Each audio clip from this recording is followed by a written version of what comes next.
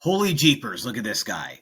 First thing I would do is I would do distributive property, and it looks like we're doing it twice with two different sets of parentheses. So negative 2 times 2p is negative 4p. Negative 2 times positive 4 is negative 8. Now I have negative 3, not 3, but negative 3 times 2p. So you become negative 6p. And negative 3 times negative 2 is positive 6. Kind of a mess. The left side I'm going to leave untouched. I'll deal with that next. So drop down the 10p, the plus 9, the minus 11, never forget, and then the minus p. All right, so now that we have a bunch of stuff on the left side and a bunch of stuff on the right side, combine like terms on each side separately. So for example, I have 10p minus p, which is 9p. I was thinking ahead. I have 9 minus 11, which is negative 2. Drop down the equals.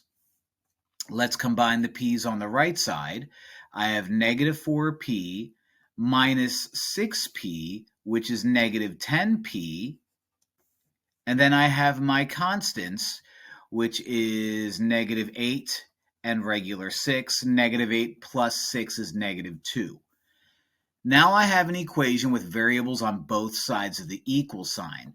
I always like getting rid of the variable on the right side first, and I do that by doing the inverse of negative 10p, which is to add 10p to both sides, so plus 10p.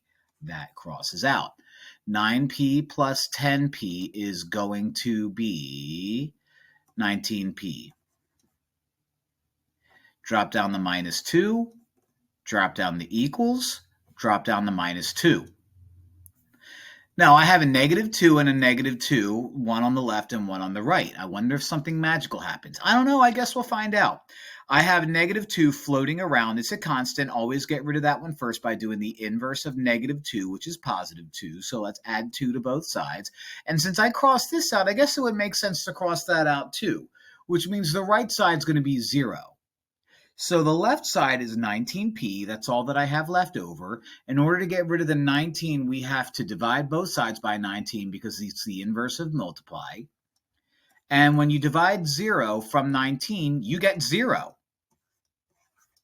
I guess I should have said when you divide 19 from 0, you get 0, so p equals 0. The answer is 0, which is perfectly fine. You're allowed to have an answer of 0. So after all of that, we get nothing.